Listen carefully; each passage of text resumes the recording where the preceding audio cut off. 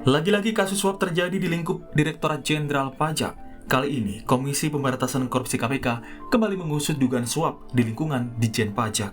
Dalam surat perintah penyidikan yang beredar, menyebut KPK telah menetapkan 2 tersangka pejabat Ditjen Pajak dalam kasus suap miliaran rupiah berinisial AP dan DR. Namun, Wakil Ketua KPK, Alexander Marwata, tak menyebut secara rinci identitas para tersangka. Menurut Alex, penyelidikan dugaan suap ini berawal dari laporan masyarakat. KPK hanya mengungkap modus dugaan suap pajak yang tengah disidik oleh lembaganya.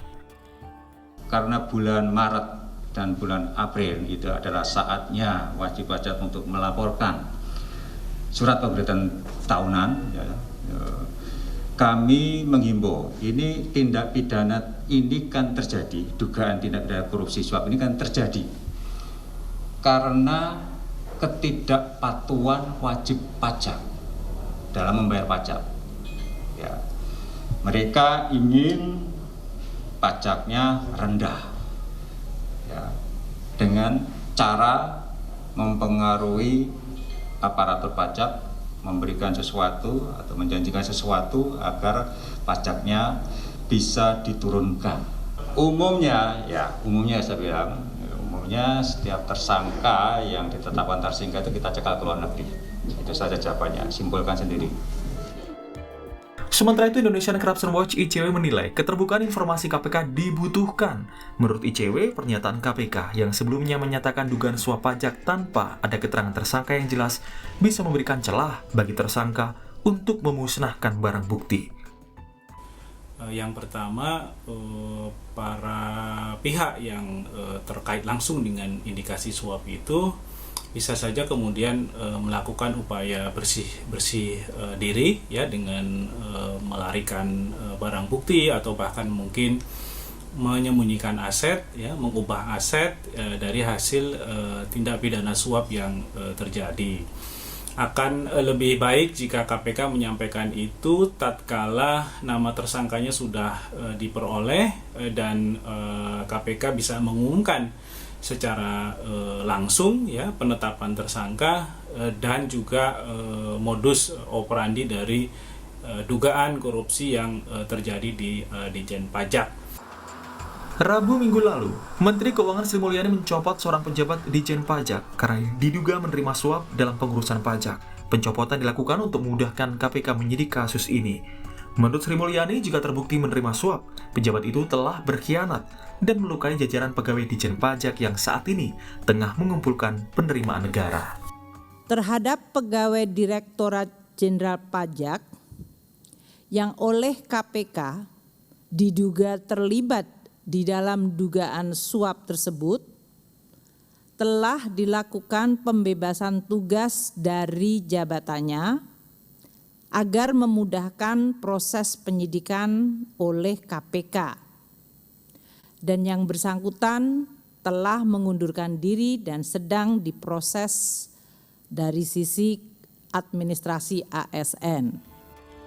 Seperti diketahui, Direktorat Jenderal Imigrasi Kemenkumham membenarkan adanya permintaan pencegahan 6 orang bepergian ke luar negeri terkait dugaan korupsi di Ditjen Pajak Kementerian Keuangan. Dari 6 orang itu, 2 diantaranya ASN di Direktorat Jenderal Pajak. Tim Liputan, Kompas TV.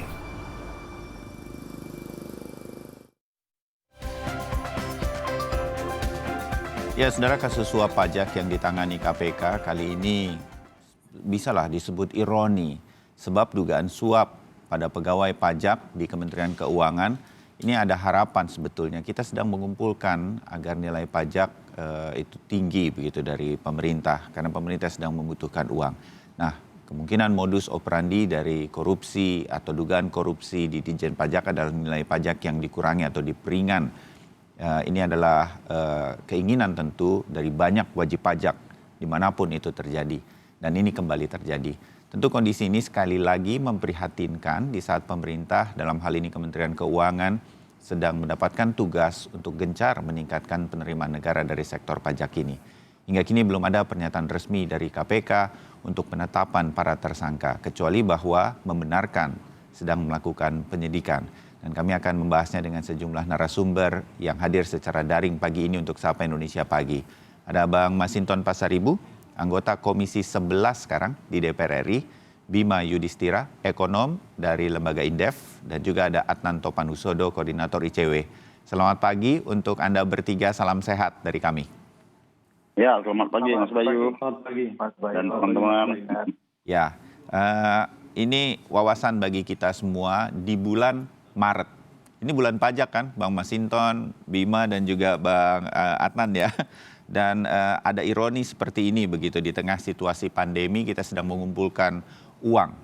Kita sedang pandemi dan sedang ada krisis ekonomi. Bang Adnan, ICW termasuk yang saya menyebutnya apa ya, kok merasa KPK kok kurang cepat bekerja begitu. Dan hal-hal ini yang berkaitan dengan ada kemungkinan menghilangkan barang bukti yang sudah kami putarkan lagi tadi untuk para pemirsa Sapa Indonesia. Menurut Anda, KPK harusnya bisa bergerak lebih cepat? Ya, saya kira karena statusnya sudah di penyidikan ya Mas Bayu ya. Ya. Sudah dianggap cukup bukti lah ya bagi KPK untuk memproses dan menetapkan status para pihak ya sebagai tersangka. Nah, akan tetapi yang memang kemarin kita persoalkan adalah kenapa kemudian sudah ada informasi mengenai tahap penyidikan di dalam sebuah kasus ya, dugaan suap di Direktorat Jenderal Pajak. Kan tetapi KPK tidak mendesain itu sebagai pengumuman resmi dengan sekaligus menyampaikan siapa yang menjadi tersangkanya. Nah, itu yang saya kira menjadi persoalan. Karena kalau KPK kemudian menyampaikan hal itu secara sedikit demi sedikit begitu ya, akan tetapi sebenarnya ini sudah masuk ke tahap yang lebih serius ya, tentu saja orang-orang yang melakukan ya akan tahu gitu loh. Mereka sedang dibidik oleh KPK, mereka sedang disasar oleh KPK dan perlu ada upaya-upaya untuk tiara. Dan itu kan sesuatu yang sangat mungkin terjadi.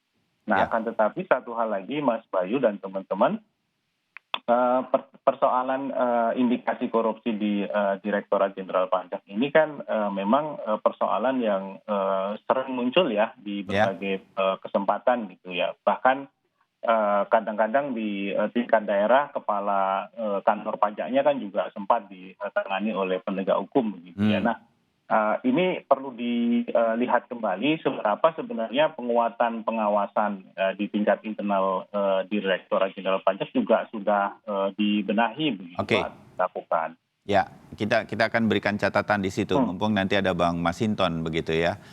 Saya ke Bang Masinton, tapi sebelum sampai kepada pengawasan, Anda setuju bahwa seharusnya ini bisa lebih cepat dari KPK dalam hal ini untuk berkaitan, ini begini kan Bang Masinton, Bang Adnan dan juga Bima nanti ya. Saya ingin menggambarkan pada pemirsa Sapa Indonesia begini, ini Kementerian Keuangan dianggap cukup berhasil. Mungkin sejak kasus Gayus dulu begitu, untuk kemudian melakukan reformasi. Gaji para pegawai di Ditjen Pajak katanya sudah begitu tinggi, untuk mencegah hal-hal seperti ini terjadi. Kalaupun masih terjadi itu koreksi saya ada di tingkatan-tingkatan di bawah seperti Bang Adnan katakan di daerah atau apa. Kali ini tingkat tinggi ini, direktur begitu. Kira-kira begitu yang kita dengar kabarnya. Bang Masinton, ini apa yang terjadi di Kementerian Keuangan? Ini juga ironi menurut kita. Bang Masinton? Iya, Mas Bayu. Tentu reformasi di institusi Kementerian Keuangan dan khususnya di jajaran Direktorat Jenderal Pajak itu kan sedang berlangsung dan terus berlangsung gitu ya.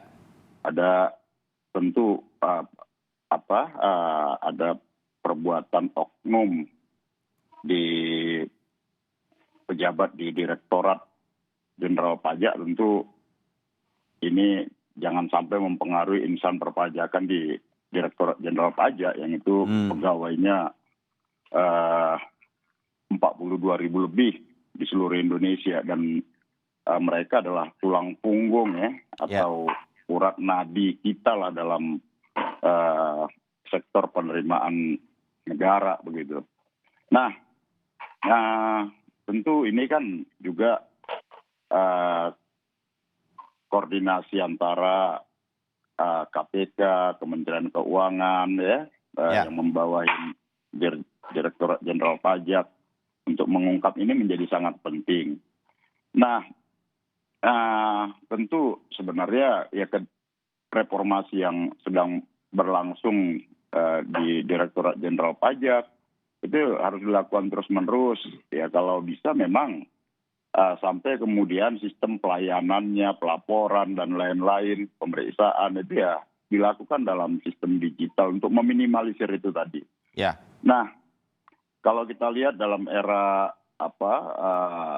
sekarang masyarakat sudah familiar lah transaksi online apa segala macam lewat Traveloka contohnya, Tokopedia dan lain-lain itu. Ya. Nah, menurut saya sistem perpajakan itu harus mampu menciptakan sistem digital seperti itu sehingga meminimalisir interaksi fisik antara wajib pajak dengan pegawai direktorat pajak. Itu ya salah satunya. Ya. Nah, kemudian tentu kalau kita melihat ini kan kasusnya yang 2016 dan 2017 Ya. lalu ya, dan kemudian ini juga melibatkan wajib pajak korporasi besar begitu ya. Betul. Nah tentu memang dalam hal ini kita bisa memahami lah apa yang dilakukan KPK sekarang, dilakukan secara hati-hati karena juga menyangkut usaha bisnis besar seperti itu dan pengungkapan kasus yang besar juga, di mana yang melibatkan juga pejabat eselon di Direktorat Jenderal Pajak yang menurut kita juga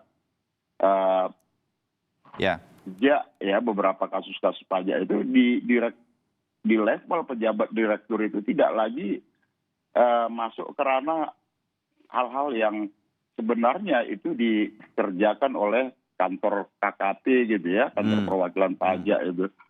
Nah maka ini juga menjadi aneh memang ketika di level direktur sampai menangani hal-hal seperti itu. Sebenarnya kan tugas direktur itu sudah melakukan seperti siapa segala macam sejak adanya upaya perbaikan di Direktorat Jenderal Pajak itu. Nah maka memang tugas KPK dalam hal ini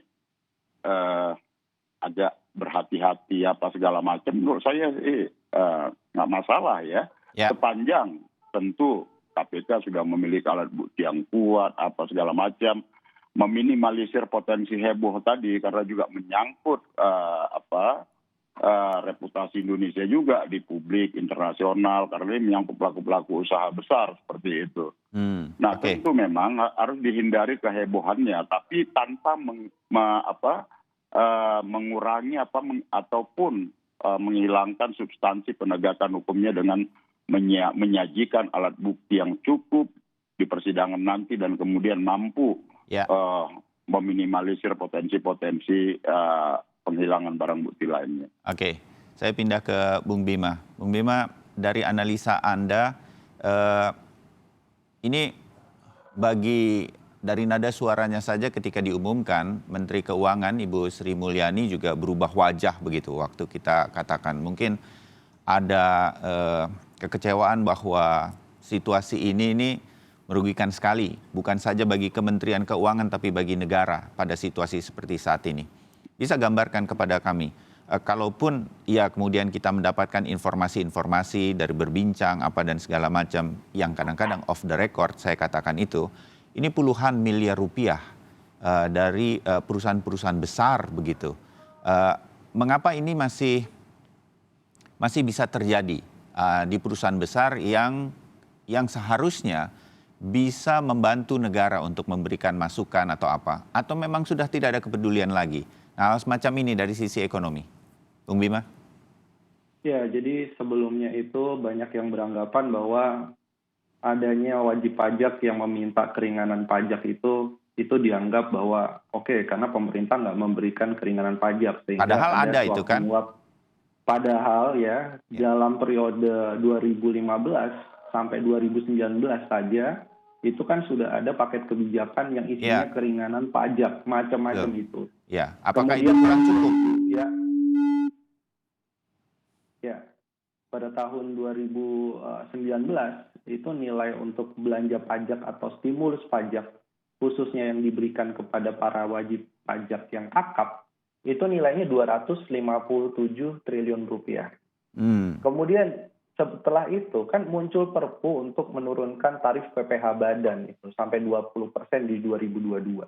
Ya, Jadi sebenarnya dari sisi korporasi di Indonesia sejak ya 2015 kalau kita ingat, itu banyak sekali keringanan pajak atau pengurangan nominal pajak yang diberikan, itu banyak sekali. Tapi kalau ini masih terjadi kasus suap menyuap, artinya ini nggak ada hubungannya dengan tarif pajak kita. Ini nggak ada hubungannya dengan keringanan pajak yang diminta oleh wajib pajak wajib pajak ini. Karena apa? Karena yang menjadi penting di sini adalah masalah isu yang krusial menurut saya. Pengawasan internal sudah dilakukan reformasi.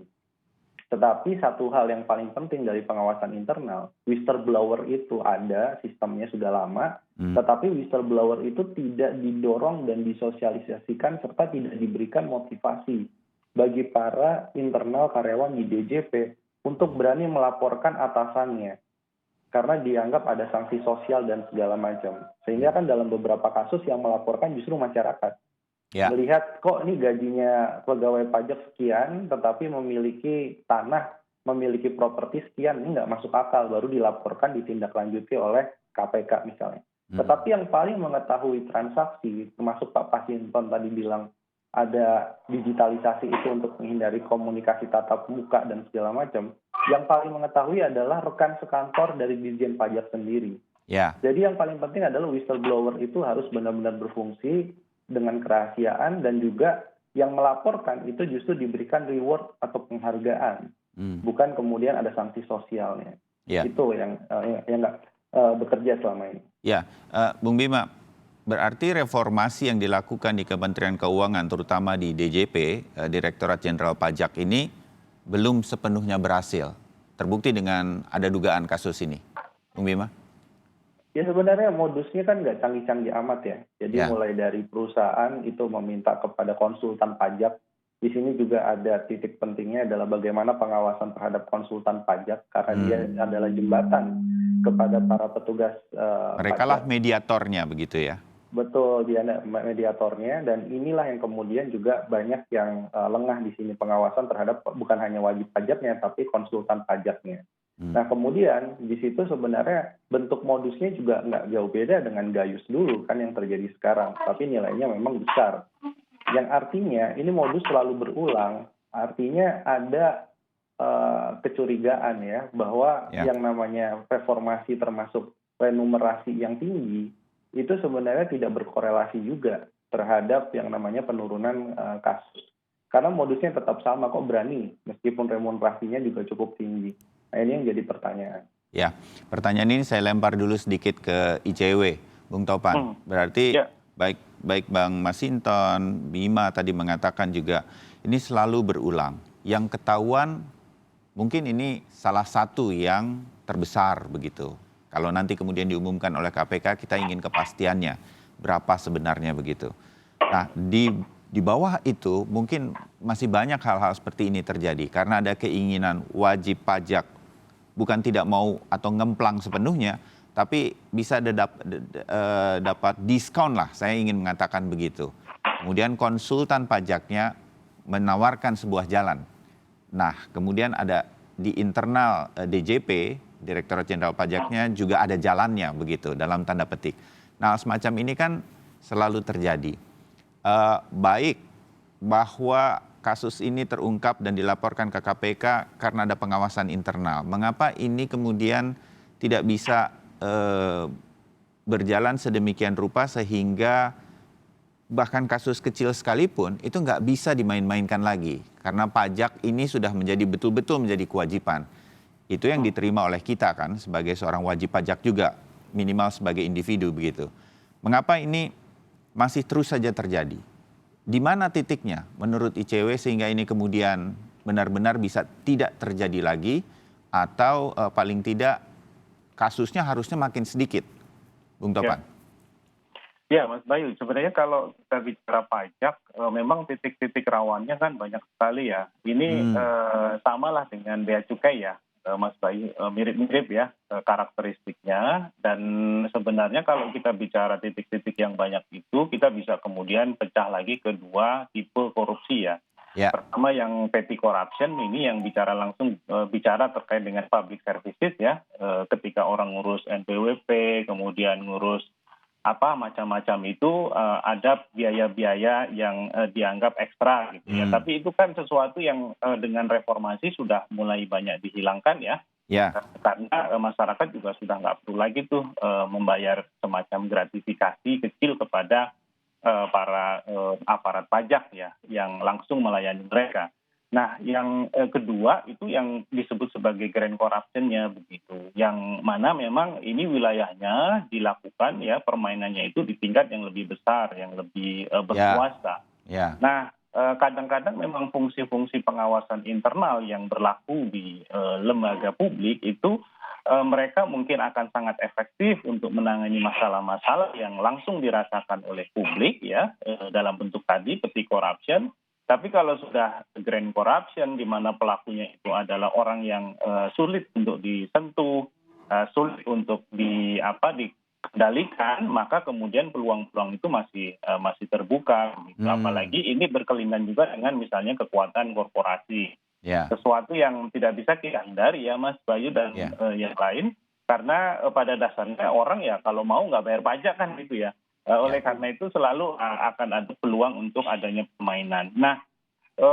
seingat saya Kementerian Keuangan punya WISE ya, itu adalah whistleblower sistemnya mereka, akan tetapi memang sekali lagi yang di-capture oleh sistem ini sebagian besar memang adalah penyimpangan-penyimpangan yang dilakukan oleh para pegawai menengah bawah begitu ya, akan tetapi gagal untuk meng-capture bagaimana perilaku pegawai di tingkat atasnya. Mereka-mereka yang ada di level direktur, dirjen, begitu ya, di tingkat Kemenkeu, yang itu memang harus dilakukan upaya lain ya, dilakukan pendekatan lain yang membuat fungsi pengawasan internal itu juga bisa berjalan efektif. Seingat saya Mas Bayu ya, koreksi kalau saya salah, tidak ada informasi yang jelas apakah ya yang sekarang ditangani oleh KPK itu berangkat dari laporan langsung pengawas internal Kementerian Keuangan kepada KPK atau ini laporan masyarakat. Karena kalau saya baca di ini yang sebenarnya saya mau tanya tadi dengan ICW, Bung Topan, apakah ini sebetulnya dari sistem pengawasan internal Kemenkeu sehingga kemudian ketahuan begitu dan disampaikan kepada KPK, maka kemudian orang yang bersangkutannya di jabatan direktur dan juga di bawahnya ini ada 2 orang ASN, kita duga ini dari DJP, kemudian diminta mengundurkan diri, bla bla bla begitu, atau ini ada whistleblower begitu. Nah ini belum jelas ternyata ya. Betul. Nah itu yang tadi saya mau bilang, kalau pengaduannya itu dari pengawasan internal Kementerian Keuangan, maka kita bisa mengatakan bahwa fungsi ini berjalan. Itu dia. Ya. Tapi kalau pengaduan ini langsung dari masyarakat kepada KPK, sementara sistem di dalam Kementerian Keuangan atau Ditjen Pajak gagal mendeteksi, berarti harus diuji kembali itu, ya sistem-sistem yang sekarang sedang diterapkan di sana, untuk kemudian dilihat kembali di mana loopholes-nya, di mana celah-celah terjadinya berbagai macam potensi penyimpangan itu.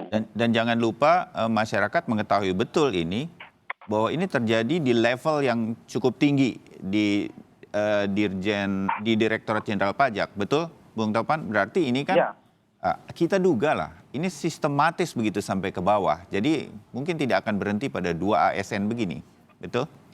Ya, itu yang saya kira harus dipakai oleh Ibu Sri Mulyani ya, memanfaatkan momentum ini untuk membongkar semua sindikasinya. Gitu.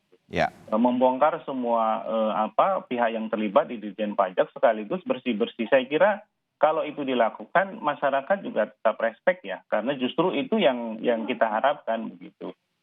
Ini kan berbeda jika misalnya ada kementerian yang diem aja gitu ya, seakan-akan nggak ada korupsi, tapi tiba-tiba meledak gitu dan besar. Nah ini yang kita lihat misalnya di Kemensos kemarin kan. Nah itu juga adalah satu hal yang harus kita lihat secara objektif ya. Maksud saya bahwa penguatan pengawasan internal itu harus terus dilakukan. Tetapi pada saat yang sama seringkali memang ya dari pengalaman kita, dari kajian kita, fungsi-fungsi kontrol internal itu tidak sanggup ya mengendalikan atau mengawasi atau menjadi CCTV bagi pejabat-pejabat tertentu yang memang punya kekuatan lebih besar.